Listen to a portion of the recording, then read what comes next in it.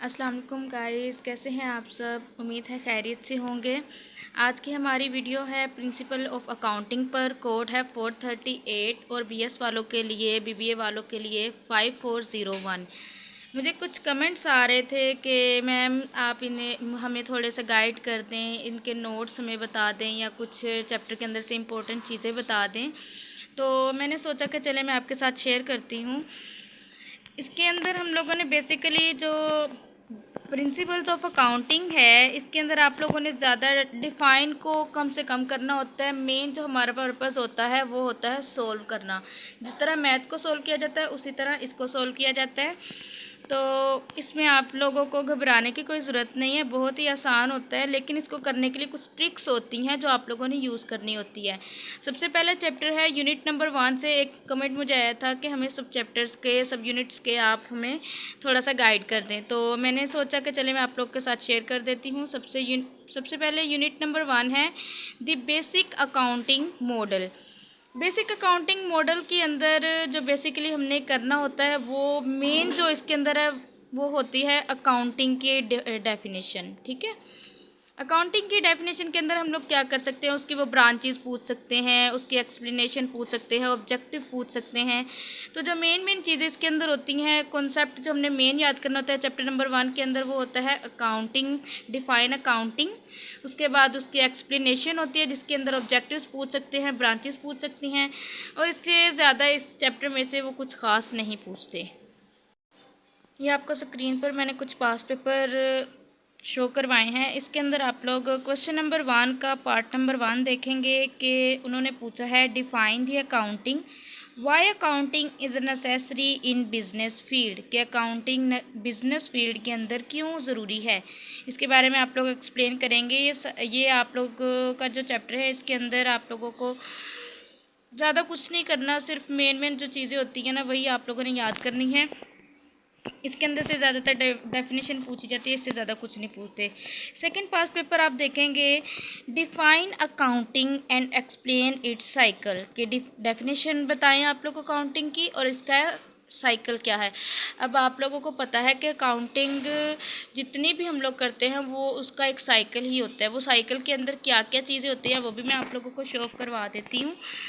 ये आप लोगों को एक इमेज शो हो रही होगी। इसके अंदर इन्होंने स्टेप नंबर 1 देखें। स्टेप नंबर 1 के अंदर उन्होंने कहा है कि सबसे पहले हम लोग क्या करते हैं कि आइडेंटिफाई ट्रांसैक्शन करते हैं। हमें कुछ वो मटेरियल देते हैं और फिर कहते हैं कि इस मटेरियल के अंदर से इस मटेरियल का अक्सर वो पूछ लेते हैं कि इसकी जर्नल एंट्रीज़ करें, अक्सर वो कहते हैं इसकी लेजर पोस्टिंग करें, अक्सर कहते हैं इसका ट्रायल बैलेंस फाइंड करें।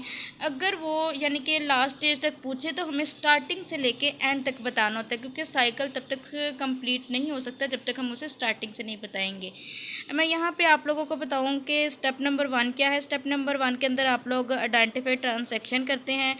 उसके अंदर क्या होता है कि कुछ आप लोगों को चीज़ें बताई जाती है, ये आप लोगों को एसिड, ये चीज़ें आप लोग को दी गई हैं और इनकी ये प्राइस है। अब आप लोगों ने इसके अंदर से आइडेंटिफाई ट्रांसैक्शन करनी है। उसके बाद क्या किया जाता है, स्टेप नंबर 2 को उसको रिकॉर्ड किया जाता है। रिकॉर्ड ट्रांसैक्शन का मतलब है कि जर्नल एंट्रीज़ करना।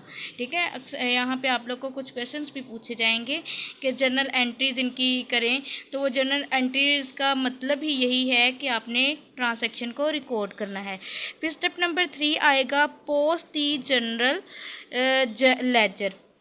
अब आप लोगों ने इन एंट्रीज़ को लेजर के अंदर डिवाइड कर लेजर के अंदर आप लोगों ने इसको चेंज करना होता है। ये एक साइकिल होता है बारी बारी, जैसे किसी चीज़ का, जिस तरह आप लोगों ने किसी भी काम को करना है तो उसका स्टार्टअप लेके बारी बारी उसको कंप्लीट करना। फिर वहाँ से स्टेप नंबर 4 आ जाएगा कि उसके अंदर से अब जो चीज़ें मिसिंग है, अनएडजस्टेड हैं, उसको आप लोगों ने उसके अंदर से trial balance, unadjusted trial balance को निकालना है। फिर स्टेप नंबर 5 के अंदर आप लोग करेंगे एडजस्टिंग जर्नल एंट्रीज़, कि वो जो आप लोगों ने सारी वो जो एंट्रीज साइड पे रह गई थी उनको आप लोगों ने इसके अंदर एडजस्ट करना होता है। देन स्टेप नंबर 6 आएगा एडजस्टेड ट्रायल बैलेंस। फिर सॉरी फिर आप लोगों ने उसके अंदर ट्रायल बैलेंस को एडजस्ट करना होता है। स्टेप नंबर 7 आएगा प्रिपेयर फाइनेंशियल स्टेटमेंट। आप लोग का चैप्टर 1 से स्टार्ट होके जो एंड तक जाएगा उसके अंदर आप लोगों ने ये स्टेप नंबर 1 से स्टेप नंबर 8 तक ही पूरी अकाउंटिंग के अंदर बस यही पढ़ना है कि इसके अंदर क्या हो रहा है, इसके अंदर क्या हो रहा है। हाँ, कुछ चीज़ें आती रहेंगी, कुछ चीज़ें जाती रहेंगी, कुछ एरर आ जाएंगे वो आप लोगों ने फाइंड करने होंगे, कुछ कैश आ जाएगा वो आप लोगों ने जस्ट फाइंड करना होगा। और ये स्टेप नंबर 7 के अकॉर्डिंग आप लोगों ने प्रिपेयर फाइनेंशियल स्टेटमेंट आप लोगों ने बतानी होती है, फिर उसको आप लोगों ने बताना होता है। उसके बाद क्लोज ईयर्स एंड, अक्सर वो पूछते हैं कि ये बताएं कि इस साल के स्टार्टअप पे ये चीज़ें थी तो इस साल के एंड तक हमें कितना प्रॉफिट हुआ, कितना लॉस हुआ। तो वो सारा कुछ हम लोगों ने इस एंट्रीज को क्लोज करके हम लोगों ने पूरे ईयर की देनी होती है। तो इसके अंदर हम लोगों ने बेसिकली जो मेन हमारा पर्पस है वो अकाउंटिंग साइकिल ही होता है। क्वेश्चन ये पूछा जाता है, ये बहुत इंपॉर्टेंट है, आप लोगों ने इसे मस्ट याद कर लेना है। अब यूनिट नंबर 2 की तरफ आ जाते हैं, completion of the accounting cycle. अभी मैंने आप लोगों को अकाउंटिंग साइकिल के बारे में सब कुछ बताया है। इस चैप्टर के अंदर वही है, स्टेप नंबर 1 और 2। यूनिट नंबर 1 के अंदर आप लोग देखेंगे जिसके अंदर जनरल एंट्रीज़ करनी होती है और लेजर पोस्टिंग करनी होती है। उसके बाद जो थर्ड वाला स्टेप आएगा वो हम लोग इस चैप्टर के अंदर करेंगे, वो होती है एडजस्टिंग दी अकाउंटिंग, मतलब कि ट्रायल बैलेंस को एडजस्ट करना होता है। इसके अंदर आप लोग डिफरेंट एडजस्टमेंट डिफरेंट काइंड्स के आप लोग देखेंगे, टाइप्स अक्सर वो पूछ सकते हैं, लेकिन ये ज़्यादातर पूछते नहीं है, ये आप लोगों ने सोल्व ही करना होता है। वो सोल्व किस तरह करना होता है, अगर वो आप चाहते हैं कि मैं आपको वो भी बताऊँ तो उसके लिए मुझे अलहदा से एक वीडियो बनानी पड़ेगी, क्योंकि ऑलरेडी ये बहुत लंबी वीडियो जा रही है, क्योंकि मैंने एक एक चैप्टर के अंदर आप लोगों को बता रही हूँ कि इस चैप्टर के अंदर से आप लोगों ने क्या करना है। हाँ, इस चैप्टर के अंदर और आप लोगों ने क्या करना है कि ट्रेडिंग, आप लोगों ने ट्रेडिंग का नाम सुना होगा कि ट्रेडिंग होती क्या है। ट्रेडिंग होती है जो प्रॉफिट एंड लॉस हमें बिजनेस के अंदर, या प्रॉफिट एंड लॉस आप लोगों ने अक्सर कंपनीज में देखा होगा होते हैं, वो सारा कुछ भी इस अकाउंटिंग के थ्रू ही सेटअप किया जाता है। फिर उसके बाद आ जाती है बैलेंस शीट। आप लोग को मैंने बताया था कि जब हम लोग एडजस्टेड जो अनएडजस्टेड ट्रायल बैलेंस होता है और बाद में उसके बाद जनरल एंट्रीज करते हैं, उसके बाद जो होती है वो बैलेंस शीट बनाई जाती है। वो भी आप लोग इसी चैप्टर के अंदर करेंगे। ये आप लोग देखे थे फाइनेंशियल स्टेटमेंट के अंदर 3.6 को। इस चैप्टर के अंदर आप लोगों ने सोल्व ज़्यादा करना है, तो लिहाजा ट्रायल बैलेंस को अच्छी तरह अंडरस्टैंड कीजिएगा। बहुत लेक्चर्स भरे पड़े हैं। ट्रायल बैलेंस, जनरल एंट्रीज लाजमी सीखिएगा, उसके बाद लेजर पोस्टिंग और फिर ट्रायल बैलेंस आता है। ये 3 चीज़ें आप लोग सीख लेंगे तो आपका कंप्लीट पेपर आपके लिए करना बहुत आसान हो जाएगा।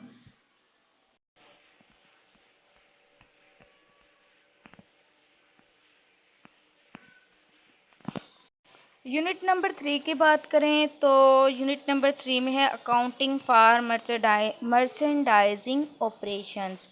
मर्चेंडाइजिंग का मतलब उर्दू में देखें तो तिजारत है। तिजारत आप लोग को पता है कि एक जगह से दूसरी जगह जाके जो चीज़ें खरीदी जाती हैं, बेची जाती हैं, उनसे तिजारत कहते हैं। तो मर्चेंडाइजिंग के अंदर आप लोगों ने जो मेन चीज़ें करनी है वो आप लोगों के आगे जो क्वेश्चंस करने हैं उनके लिए ये फ़ायदेमंद होंगी कि उसके अंदर जो जो चीज़ें आप लोगों को जर्नल एंट्रीज़ के अंदर एंटर करनी है वो आप लोग को पता चल जाएगा कि कौन सी चीज़ आप लोगों ने ख़रीदी है और कौन सी चीज़ आप लोगों ने बेची है, तो वो उनके नाम से पता चल जाता है। तो इसके अंदर बेसिकली आप लोगों ने सिर्फ कॉन्सेप्ट को ही समझना है, इतना इसके अंदर कुछ ख़ास नहीं है। हाँ, कुछ ये देखिए यहाँ पे आप लोग को नज़र आ रहा होगा कि सेल्स रिटर्न कुछ ऐसी होती है जो चीज़ें हम लोगों ने बेच दी जाती हैं लेकिन वो वापस आ जाती हैं, ठीक है। इसके अलावा आप लोग को सेल्स डिस्काउंट मिल जाते हैं। आप लोगों ने कुछ चीज़ें जो ख़रीदी हों उसके ऊपर आप लोग को कितनी कॉस्ट लगी, कितनी आप लोगों ने दी। फिर इसके अंदर और क्या आ जाता है कि आप लोगों के क्रेडिट ना हो जाता है अक्सर। और इसके अलावा स्टॉक आप लोग के कितना लॉस हो गया, कितना आप लोगों ने स्टॉक बेच दिया है, कितना आप लोगों ने प्रॉफिट लिया है, ये सारा कुछ इसके अंदर सिर्फ कॉन्सेप्ट समझना है, इसके अंदर इतना कुछ ख़ास नहीं है। चैप्टर नंबर 4 की बात करें, चैप्टर नंबर 4 है हमारा fixed assets and depreciation. Fixed asset, आप लोग को अगर एसेट का पता है तो बहुत अच्छी बात है, नहीं पता तो तब मैं आप लोगों को बता देती हूँ। फिक्स्ड एसेट का मतलब है कि आप लोगों के जो एसेट जो आप लोगों के पास सालों साल चलने वाली चीज़ें हैं, जिस तरह अगर आप लोग का एक स्कूल है तो उसके अंदर आपके जो आप लोगों ने चेयर्स रखी हुई हैं, जो आप लोगों के अब बिल्डिंग है, ये सारे आप लोगों के एसेट्स होते हैं। तो इन एसेट्स के बारे में कुछ एसेट फिक्स्ड रहती हैं और कुछ एसेट जो हैं वो अनफिक्स्ड होती हैं, वो चेंज होती रहती हैं, ठीक है।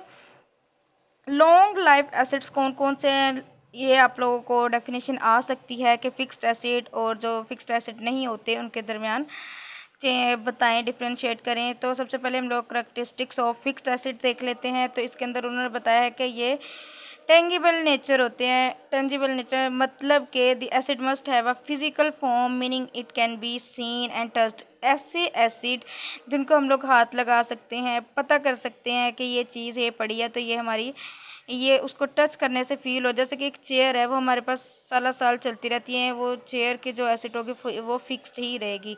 लॉन्ग लाइफ, ये ज़्यादा से ज़्यादा चलते हैं, मोर देन 1 ईयर।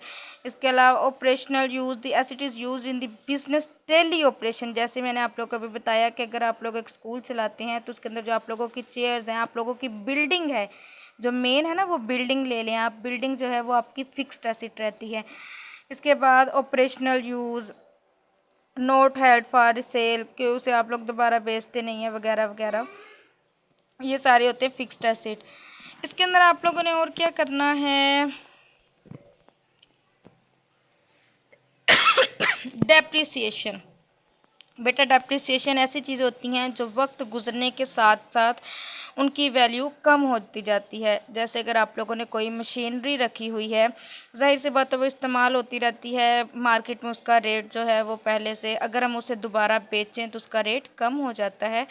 तो कितने परसेंटेज के हिसाब से कम होगा, वो उसकी डेप्रिसिएशन होती है। सेल ऑफ फिक्स्ड एसेट, यही उनको अगर हम लोग बेचें तो क्या होगा, और डेप्रिसिएशन अगर लग जाए किसी चीज़ के ऊपर तो फिर क्या होगा। ये सारा कुछ इस चैप्टर के अंदर आप लोग पढ़ेंगे। कितना आप लोगों को फिर उससे प्रॉफिट हो सकता है, कितना लॉस हो सकता है। हर चैप्टर के अंदर आप लोगों का प्रॉफिट एंड लॉस लाजमी वो कहेंगे कि इसके अंदर कितना प्रॉफिट एंड लॉस हो रहा है। क्वेश्चंस भी जो आप लोगों को पेपर के अंदर आएंगे वो यही आएंगे कि कुछ क्वेश्चंस ऐसे पूछे जाएंगे आप लोगों को चीज़ें देखकर, आप लोगों को कुछ एसिड, कुछ जो हैं एसिड्स हो गए, उसके अंदर आप लोगों को दूसरी चीज़ें होगी वो सारी दी जाएंगी और पूछा जाएगा, गुड्स दी जाएंगी और कहा जाएगा कि इसके अंदर आप लोगों को कितना प्रॉफिट हुआ और कितना लॉस हुआ, ये आप लोग बताएं। जो मेजोरिटी क्वेश्चंस अब प्रॉफिट एंड लॉस पर आ जाते हैं, जर्नल एंट्रीज पर आ जाते हैं, ट्रायल बैलेंस के ऊपर आ जाते हैं और अक्सर लेजर पोस्टिंग के ऊपर आ जाते हैं। ये क्वेश्चंस कैसे करने हैं, इनका एक बाकायदा तरीकाकार होता है। उसके लिए मैथ की तरह इनको समझा जाता है, टाइम लगता है समझने के लिए, हाँ, लेकिन अगर एक दफ़ा आप समझ गए तो बहुत ही आसान हो जाता है आपके पेपर के लिए। चलिए जी, चैप्टर नंबर हम नेक्स्ट पे चलते हैं। चैप्टर नंबर 5 पर चलते हैं। चैप्टर नंबर 5 इंतहाई मोस्ट इम्पोर्टेंट चैप्टर है। इस चैप्टर के अंदर आप लोगों को ये, इसके अंदर से लाजमन जो एग्जामिनर होता है उसकी कोशिश होती है कि वो लाजमन इसके अंदर से कोई ना कोई क्वेश्चन दे, क्योंकि इसके अंदर आप लोगों को वो क्वेश्चन ये पूछते हैं, चीज़ें दी जाती हैं उसके अंदर, आप लोग वो बताते हैं कि इसके अंदर एरर क्या है, उसको बताएं। अक्सर एरर पूछा जाता है, अक्सर एरर को करेक्ट करने का पूछा जाता है। तो इस चैप्टर को आप लोगों ने लाजमन देखना है। इसके अंदर आप लोगों ने जो आप लोग को कुछ रिकॉर्ड देते हैं, कुछ वो ट्रांसैक्शंस देते हैं और उसको कहते हैं कि ये जो इनकम्प्लीट रिकॉर्ड है इसको आप लोग फाइंड आउट करें एंड देन रिकॉर्ड करें, और फिर रिकॉर्ड करके जो एरर आ रहा है आपके अंदर तो उसको आप लोग करेक्ट करें। अब आप लोग को जो मैं मेन तरीका आप लोगों को बताऊं, इसके अंदर मेन क्या होता है कि जो हमारी जनरल एंट्रीज होती है ना, जब हम उसकी लेजर पोस्टिंग करते हैं तो जो हमारा ट्रायल बैलेंस आता है वो सेम आना चाहिए। उसके अंदर जो चेंजिंग होती है वो आप लोगों को पता चल जाती हैं, और फिर जो एरर आता है वो वहीं से आप लोगों को फाइंड हो जाता है जब आप लोग लेजर पोस्टिंग कर रहे होते हैं। तो जब आप लोग लेजर पोस्टिंग करते हैं तो आप लोग को एरर फाइंड होता है, और उसके बाद जब आप लोगों ने ट्रायल बैलेंस करना होता है तो अब आप लोग का ट्रायल बैलेंस जाहिर सी बात है गलत ही आएगा जब आप लोग का एरर होगा। तो आप लोगों को कुछ वो रिकॉर्ड देते हैं कि ये वाला आप लोग रिकॉर्ड ट्रांसैक्शन, ये वाली ट्रांसैक्शन आप जर्नल एंट्रीज के अंदर दोबारा से एंटर करें, और फिर जो इसके अंदर एरर आ रहा है उसको आप लोग करेक्ट करें। ये आप लोग का बहुत ही इंपॉर्टेंट क्वेश्चन है, ये लाजमन पूछा जाता है। ये हमारे जब मैंने किया था लाजमी आया था, तो शुक्र अल्हम्दुलिल्लाह कि मैंने इसको कर लिया हुआ था, इसलिए मेरे लिए करना मुश्किल नहीं था। क्वेश्चन कुछ इस तरह आता है कि रेक्टिफाई करें, एरर को करेक्ट करें या रेक्टिफाई करें, मीन्स एक ही है। अक्सर ये भी पूछा जाता है कि एरर को डिफ़ाइन करें, उसकी काइंड्स लिखें, उसके अंदर क्या क्या एरर हो सकते हैं, किस किस किस्म के। ये क्वेश्चन भी बहुत मोस्ट इम्पोर्टेंट है कि एरर की टाइप्स लिखें, ठीक है, काइंड्स, टाइप्स। और जो इसके अंदर इसकी डेफिनेशन और इसकी टाइप्स और इसके अलावा इसका क्या क्या इफेक्ट पड़ सकता है आपके फाइनेंशियल स्टेटमेंट के ऊपर, यही क्वेश्चन पूछे जाते हैं। और हाँ, एक और क्वेश्चन है जो बहुत इम्पोर्टेंट है, वो है कि single entry system and double entry system के अंदर आप लोग डिफ्रेंशिएट करें।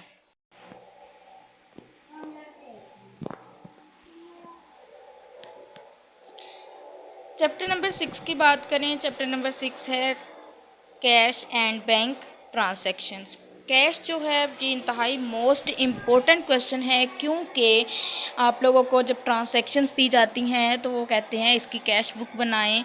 तो ये बहुत ही आसान चैप्टर है, बहुत ही आसान। इसके अंदर आप लोग को कैश की डेफिनेशन पूछी जाती है, इसकी टाइप्स पूछी जाती हैं, इसके ऑब्जेक्टिव्स पूछे जाते हैं, लेकिन जो मेन है वो आप लोगों की, मैं बार बार कह रही हूँ, वो जर्नल एंट्रीज़ ही हैं। जर्नल एंट्री जिस बच्चे को आ जाएंगी उसके लिए पेपर करना बहुत आसान हो जाता है। तो इसके अंदर आप लोगों ने जस्ट जो कैश वाली चीज़ होती है, यानी कि जो पैसा हमारे पास आ रहा है वो, उसके बारे में आप लोगों ने बताना होता है। ये इसलिए मुश्किल नहीं होता। आप लोग यहाँ पे देखेंगे कि बैंकिंग ट्रांजैक्शन जो हो रही हैं उसके अंदर कैश का पूछ सकते हैं। ये देखिए आप लोग को स्क्रीन पर एक मैंने आप लोग को क्वेश्चन शो करवाया है। इसके अंदर इन्होंने लिखा हुआ है कि बैंक रिकॉन्सिलिएशन स्टेटमेंट ये इन्होंने बनाई है। क्या है कि आप लोगों ने कैश बुक सेट करनी है। कैश बुक के अंदर आप लोगों को कुछ उन्होंने ट्रांसैक्शंस दी थी, जिसके अंदर उन्होंने बैलेंस किया है एज कैश बुक जो उनको मिला था 5 लाख। उसके बाद अनक्रेडिटेड चेक जो उन्होंने नहीं लिखे हुए थे, क्रेडिटेड चेक, वो भी उन्होंने अंदर डाल दिए। और उसके बाद अनप्रेजेंटेड चेक वो भी उन्होंने डाल दिए। Bank charges debited by the bank, यानी कि जो बैंक ने चार्जेस किए थे बैंक के थ्रू जो उनको वो हो जाते हैं डेबिट, वो उनको 11 लाख का हुआ। उसके बाद फिर आप लोगों की इसी तरह कुछ चीज़ें हैं, लेकिन कैश बुक के अंदर भी जो आप लोग का जो आंसर आना चाहिए वो दोनों साइड का इक्वल आना चाहिए, कि अगर आप लोगों ने किसी को जो चीज़ें दी हैं उसके पास जो चीज़ें आ गई हैं और आप लोग के पास जो चीज़ें आई हैं वो इक्वल होनी चाहिए। ऐसा ना हो कि उसका क्रेडिट आपका कम हो या ज़्यादा हो, डेबिट आपका ज़्यादा या कम हो, तो ये आप लोगों का आंसर गलत हो जाता है। ठीक है, ये ध्यान से आप लोगों ने करना है। चैप्टर नंबर 7 देखें तो चैप्टर नंबर 7 का नाम है accounts for non profit making organisation. इस चैप्टर के अंदर मैंने आप लोगों को अभी जो साइकिल समझाया उस साइकिल के अकॉर्डिंग आप लोग देखेंगे, इस साइकिल के अकॉर्डिंग आप लोग देखेंगे कि इस चैप्टर के अंदर आप लोगों ने बैलेंस शीट बनानी होती है। आप लोग को ये क्वेश्चंस भी पूछा जाता है ट्रांसैक्शन देके कि इसकी बैलेंस शीट बनाएं। अब बैलेंस शीट आप लोग डायरेक्ट थोड़ी ना बना देंगे, आप लोग को मैंने बताया है कि पूरा साइकिल चलेगा। पहले आप लोग जर्नल एंट्रीज करेंगे, फिर लेजर पोस्टिंग करेंगे, फिर ट्रायल बैलेंस करेंगे, और अनएडजस्टेड ट्रायल बैलेंस वो कम ही होगा उसके अंदर, क्योंकि आप लोग को डायरेक्ट बैलेंस शीट कहा गया है। तो फिर आप लोगों ने देन उसकी बैलेंस शीट बनानी होती है। आप इसका जो पॉइंट नंबर 5 है प्रिपरेशन ऑफ बैलेंस शीट, ये आप लोगों ने लाजमन करना है। हाँ, अक्सर वो इलस्ट्रेशन भी पूछ लेते हैं, तो ज़्यादा जो है वो आप लोगों ने बैलेंस शीट किस तरह बनाते हैं ये आप लोगों ने फाइंड आउट करना है। चैप्टर नंबर 8 की बात करें, चैप्टर नंबर 8 और चैप्टर नंबर जो 9 है हमारा, वो है पार्टनरशिप के ऊपर। पार्टनरशिप क्या होती है? पार्टनरशिप बेटा, पार्टनरशिप एक के अंदर आप लोग दो या दो से ज़्यादा लोग मिलके बिज़नेस को चलाते हैं। जैसे अगर मेरे पास कुछ कह लें कि कुछ इन्वेस्टमेंट मैं लगाऊं, कुछ इन्वेस्टमेंट आप लगाएं और हम दोनों मिलके बिज़नेस को चलाएं, तो वो होगी पार्टनरशिप। पार्टनरशिप के जो ज़्यादातर क्वेश्चंस आप लोगों से पूछे जाते हैं वो यही है कि डिफाइंड पार्टनरशिप, उसके अंदर उसकी टाइप्स पूछी जाती हैं पार्टनरशिप की। ये देखें ज़रा, व्हाट इज़ पार्टनरशिप, एडवांटेजेस पूछे जाते हैं, काइंड्स पूछी जाती हैं, ये क्यों फ़ायदेमंद है। इसके अलावा इस चैप्टर के अंदर से कुछ ख़ास नहीं पूछा जाता। तो इस चैप्टर के अंदर आप लोगों ने बस यही करना है कि आप लोग इसके जो ये पॉइंट नंबर 1 है बेसिक कॉन्सेप्ट, ये आप लोगों ने याद करना है। मैं थोड़ा सा आपको पेपर के हवाले से गाइड कर दूं कि पेपर में किस तरह क्वेश्चन आते हैं। मैंने आप लोग को चैप्टर के अंदर थोड़ा सा गाइड किया है कि उसके अंदर आप लोगों ने कौन कौन से चैप्टर याद करने हैं, कौन कौन सा आपके लिए किस किस तरह क्वेश्चन बन के आ सकता है। चलिए अब यहाँ पे देखते हैं कि क्वेश्चन किस किस तरह बन के आए हुए हैं और आप लोग इसको क्या क्या करेंगे। क्वेश्चन नंबर 1 मैंने आप लोग को समझाया था कि डिफाइन अकाउंटिंग है और उसके साइकिल का आपने एक्सप्लेन करना है। देन क्वेश्चन नंबर 2 देखें, prepare a bank reconciliation statement of MS answer as on 31 May 2021 from the following given information. मैंने आप लोग को एक चैप्टर के अंदर दिखाया था कि आप लोगों ने बैंक रिकॉन्सिलिएशन स्टेटमेंट किस तरह बनानी है। यहाँ पे आप लोग को देखिए उन्होंने आप लोगों को ट्रांजैक्शन दी हुई है, बैलेंस एज पर पासबुक। तो ये आप लोगों ने कैश बुक वाला जो कैश वाला चैप्टर है उसके अंदर से आप लोगों ने इसको करना है। बहुत ही आसान है, सिर्फ आप लोगों ने ट्रांजैक्शन एंटर करनी है, देन आंसर देना है। अच्छा जी, देन है रेक्टिफाई दी फॉलोइंग एरर्स। आप लोग करेक्शन करनी है एरर्स की। ये भी मैंने आप लोगों को करेक्शन ऑफ एरर वाले चैप्टर के अंदर बताया है। ये आप लोग को कुछ ट्रांजैक्शंस दी गई हैं, इनको आप लोगों ने, ये अनएडजस्टेड जो ट्रायल बैलेंस होता है ना, उसी तरह ये कुछ वहाँ पे भी आप लोगों को ये जो जर्नल एंट्रीज करनी होती है, यहाँ पर भी आप लोगों ने ये जो आप लोगों को चीज़ें दी गई हैं इनको आप लोगों ने जर्नल एंट्रीज के अंदर एंटर करना होता है और फिर बताना होता है कि ये इक्वल आया है या नहीं। वैसे तो इक्वल ही आता है, आप लोग गलत ना कीजिएगा। देन व्हेन जब आप लोगों का इक्वल आएगा फिर ही आपका आंसर जो है वो ठीक होगा। नेक्स्ट आप लोग को मैंने जिस तरह बताया था कि क्वेश्चन नंबर 4 देखें कि define partnership and describe it's kind. ये आप लोगों को क्वेश्चन आया है कि पार्टनरशिप की डेफिनेशन बताएं और उसकी जो जो काइंड है वो आप लोगों ने बतानी है। फिर क्वेश्चन नंबर 5 देखें, define accounting and differentiate between accounting and book keeping explain. अब आप लोगों ने बुक कीपिंग होता है वन साइडेड, जबकि अकाउंटिंग होता है टू साइडेड। ये आप लोग को चैप्टर नंबर 1 के अंदर से ही मिल जाएगा, इजीली आप लोगों ने एक्सप्लेन कर देना है इसको भी। देन क्वेश्चन नंबर 6 देखें, from the following trial balance of Chaudhary and company you are required to prepare trading and profit and loss for the year ending 31 December 2022 and a balance sheet as at that। मुझे लगता है आप लोगों को शायद ये clearly ना नज़र आ रहे हों, इसलिए मैं फिर पढ़ के आप लोगों को एक एक बता रही हूँ ताकि आप लोगों के लिए मुश्किल ना हो। आप लोग को नज़र आ रहा होगा कुछ इन्होंने चीज़ें आप लोगों को दी हुई हैं जिसके अंदर एसिड्स हो सकते हैं। ये देखें, लैंड एंड बिल्डिंग, फर्नीचर है। ये उन्होंने बताया कि ये डेबिटोर और ये क्रेडिटोर है। अब इसके अंदर आप उन्होंने कहा है कि एडजस्ट करें आप लोग ये जो चीज़ें हैं। Closing stock was valued as 1 lakh. ये जो इन्होंने बताई हुई हैं एडजस्टमेंट आप लोगों ने इनकी इस वाली जर्नल ये जो ट्रायल बैलेंस है इसके अंदर आप लोगों ने करनी है, ठीक है। इसी तरह मैं आप लोगों को एक और पेपर दिखाती हूँ। ये देखें एक और पेपर, इसके अंदर क्वेश्चन नंबर 1 मैंने आप लोग को इसका पहला पार्ट बताया था कि क्यों बिजनेस फील्ड के अंदर ये ज़रूरी होती है। सेकंड पार्ट देखिए उसका, explain the Quranic concept of two side of an account. उन्होंने कहा है कि कुरान के मुताबिक आप लोगों ने कॉन्सेप्ट बताना है कि अकाउंट जो है वो टू साइडेड क्यों होती है। ये भी आप लोगों को यूनिट नंबर 1 के अंदर मिल जाएगा। देन क्वेश्चन नंबर 2 देखें, what is journal, state its objects and features. Sorry, आप लोगों ने जर्नल बताने हैं क्या होते हैं और उसकी ऑब्जेक्टिव एंड फीचर्स बतानी है। आप लोगों को चैप्टर नंबर 1 और चैप्टर नंबर 2 के अंदर से ही मिल जाएंगे। Define journal entry, narration and journalising, ये अभी आप लोगों को चैप्टर नंबर 1 और 2 में से ही मिल जाएंगे। 2 में से वैसे कम मिलेंगे, 1 में से ज़्यादा मिल जाएंगे। देन क्वेश्चन नंबर 3 देखें, On 31 March 2015, the bank statement of Mr. Ahmed showed a debit balance, etc. वगैरह वगैरह। As investigation into the difference gives the following information। ये उन्होंने आप लोगों को चीज़ें दी हैं। देन वो बताते भी हैं कि आप लोगों ने इसके अंदर करना क्या है। उन्होंने कहा है prepare a bank reconciliation statement as on 31 March 2015।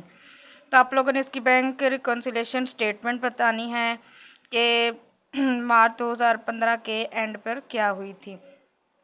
फिर क्वेश्चन नंबर 4 देखें, on 1 July 2011 Basharat purchase machinery for 60,000 पे depreciation is to be charge 10%। अब उन्होंने कहा कि जो उसने मशीनरी खरीदी थी वो 60,000 थी, जबकि उसके जो ऊपर डेप्रिसिएशन लग गया था। ये भी मैंने आप लोग को बताया था कि डेप्रिसिएशन क्या होता है।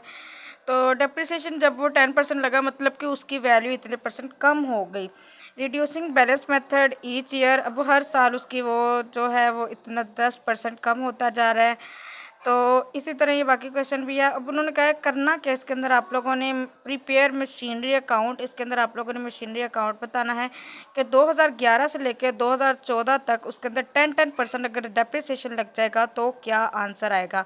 Account are closed on 31 December every year, हर साल जो था वो उनका अकाउंट जो क्लोज हो जाता था। फिर क्वेश्चन नंबर 5 को देखें, define partnership and partnership deed. अब इसी तरह मैंने आप लोग को पहले भी बताया था कि ये पार्टनरशिप के ऊपर लाजमन क्वेश्चन आ जाता है, तो आप लोगों ने ये लाजमन करना है। State the main provision which are included in a partnership deed. अब आप लोगों ने ये भी सारा कुछ चैप्टर नंबर 8 के अंदर ही पढ़ेंगे। चैप्टर नंबर 8, चैप्टर नंबर 1, इनके अंदर से ज़्यादातर आप लोगों को डेफिनेशंस ही आती हैं। बाकी जो चैप्टर है उनके अंदर से आप लोगों को सॉल्व करना होता है। पार्ट 2 देखिए, what do you mean by capital and revenue expenditure, give 3 examples of each. Capital और रिवेन्यू के बारे में आप लोगों ने बताना है और उनकी एग्जांपल्स भी 3-3 देनी है। फिर क्वेश्चन नंबर 6 देखिए, state with reason whether the following items should be classified as capital and revenue expenditure. Prepare of machinery for keeping in its working condition, brokerage and stamp duty on purchase of building. आप लोगों ने बताना है कि इसके अंदर reasons बतानी है कि इनके अंदर ये चीज़ें क्यों होती हैं, इसका कैपिटल क्या है, रिवेन्यू क्या है, एट्सेट्रा। फिर देखें क्वेश्चन नंबर 7। क्वेश्चन नंबर 7 के अंदर उनका है दी, ये क्वेश्चन नंबर कंप्लीट नहीं है।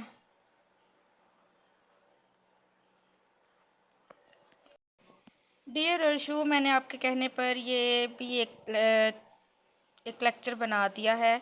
आपने मुझे कहा था कि 5401 के नोट्स या इम्पोर्टेंट क्वेश्चन बता दें, तो मैंने पूरी कोशिश की है कि इसके अंदर मैं आप लोगों को जो मेन चीज़ें हैं वो मैं आपको बता दूं। एक ने मुझे कहा था गैस पेपर भी बता दे काइंडली, तो मैंने आप लोगों को पास पेपर से रिलेटेड मैंने जो आप लोग को एक्सप्लेन किया था वही कुछ पास पेपर के अंदर भी आया हुआ है। तो कोशिश कीजिएगा कि इनको आप लोग अच्छे से करें। इन चीज़ों को करना कैसे है उसके लिए अगर आप चाहते हैं तो मैं अलहदा से वीडियो बना दूँगी। तो वैसे जितना आप लोगों ने मुझसे पूछा था, आई होप सो आप लोगों की रिक्वायरमेंट के अकॉर्डिंग मैं पूरी उतर गई हूँ।